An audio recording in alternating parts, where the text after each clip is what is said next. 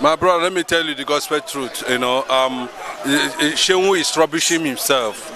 Because maybe he did not understand how things of this nature work. He would have asked his father, why did he declare Calcutta Republic during his days? Did his father actually believed in Nigeria?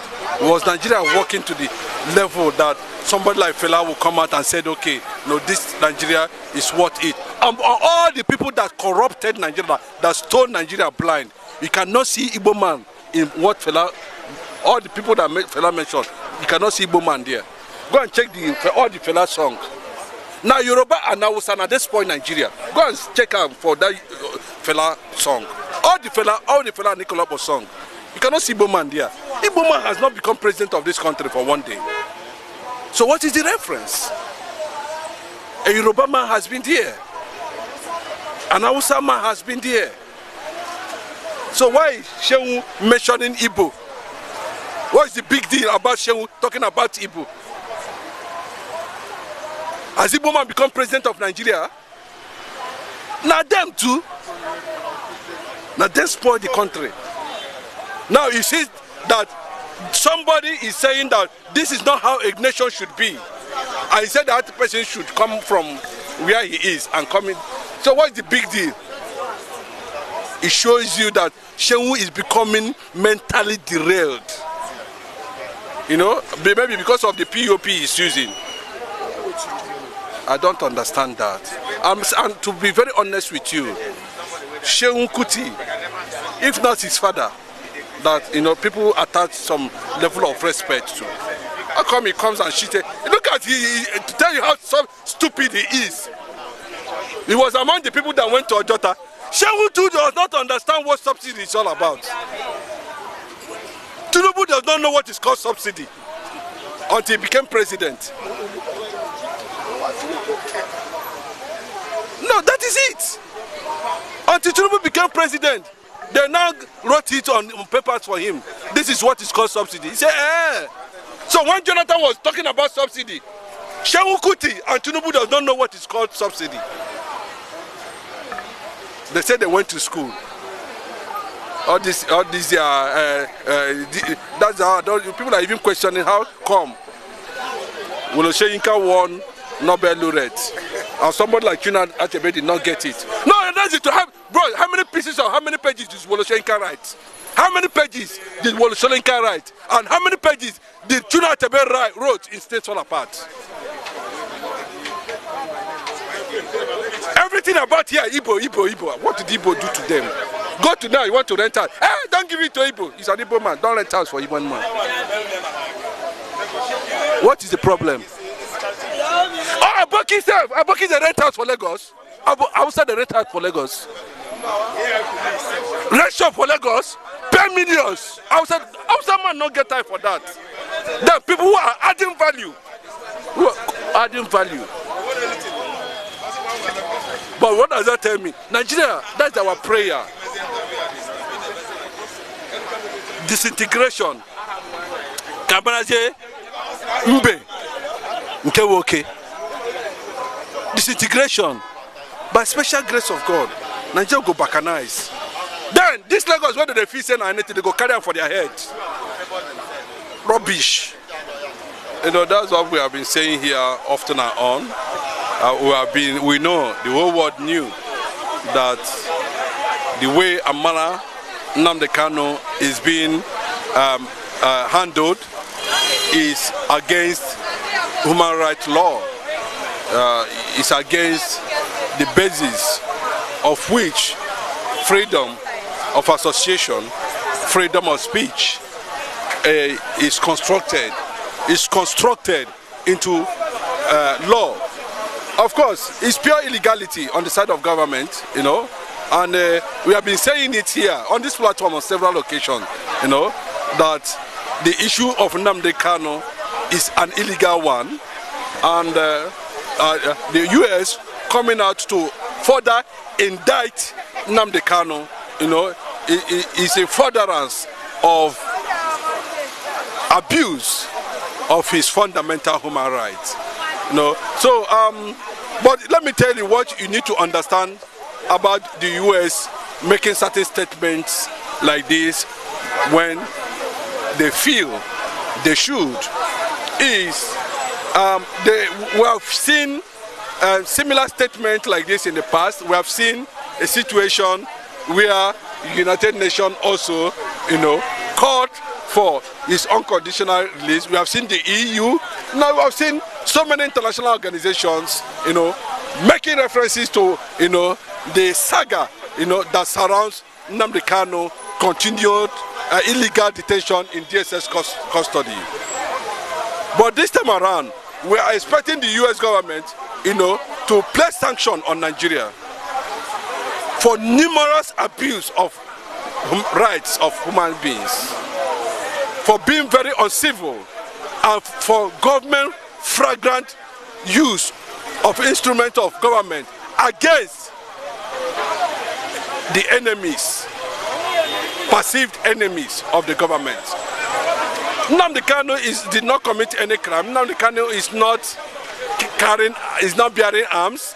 Nnamdi Kanu is only asking that the world recognize the sovereignty of Biafra, the sovereignty of the kingdom of Biafra, the sovereignty of the Black Africa. They said in Biafra, Africa died. The black man in his continent or in her continent have not been able to model a blackhood nation after any black country in the world. And a lot of them are looking at Biafra to take that role.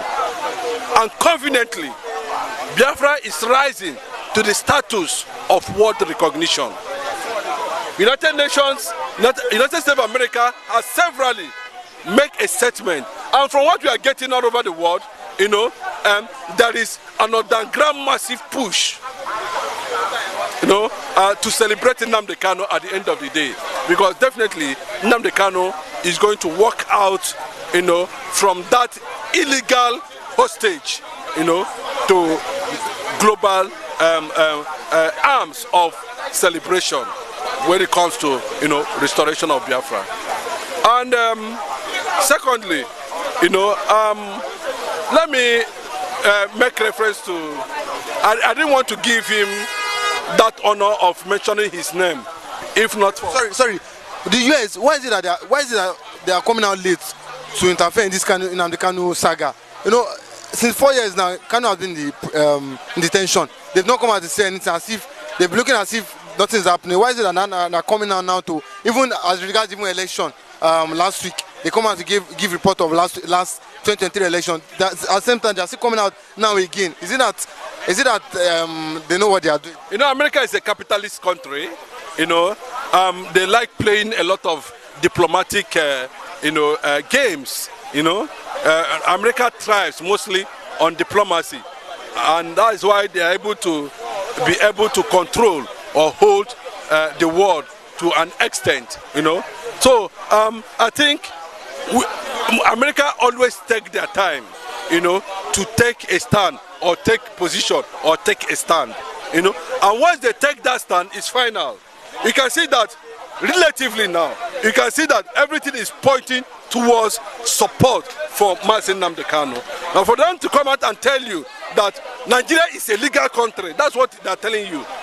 Nigeria is full of illegality. They even indicted Tinubu that he's running his administration with corrupt people, especially the one that helped Abacha to siphon money abroad.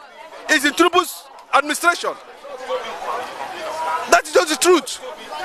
So what they are saying and what they have continued to say is a reality. So it takes them time to come up often and on with a certain report, and when they come up with such report, they take their stand. They must have done their findings very well. You can see the damaging report on 2023 presidential election. You can see that among all the tribes in Nigeria, Igbos were singled out in that statement.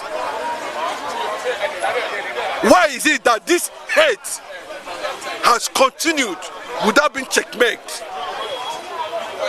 Why is it that Igbos are being hated wherever they are? Where is the sentiment? So why wouldn't we go on our own That is, I say, I know very well that we do not depend on Nigeria for sovereignty, for restoration. What we are asking that the international community, United Nations Security Council, of course, other world bodies should sit down and negotiate Biafra. That's the way to go. Anybody that is waiting for Nigeria to conduct a referendum is just wasting of time. Any day, any American president proclaim the sovereignty of Biafra, we don't need to go for referendum. We don't need referendum. We don't even need United Nations. That will tell you, that's when you discover what I'm telling you today. That's when you come to realize the interviews of this nature I have granted in several occasions. That is where to go. And the United States of America are coming close to that. I'm telling you, they are coming closer, and bilateral relationships are going on.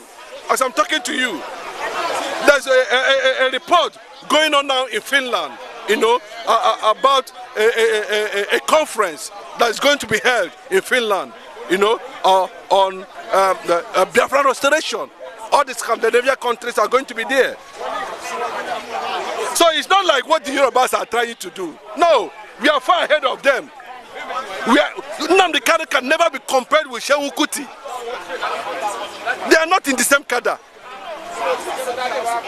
All Seun knows how to do is to, you know, get his POP on his mouth on a daily basis and go on shirtless on social media, which is a disgrace. He's not a corporate person. He doesn't have that corporate mentality to do anything. Thank you. And attention. Bros, he don't go now. I don't understand. Bros,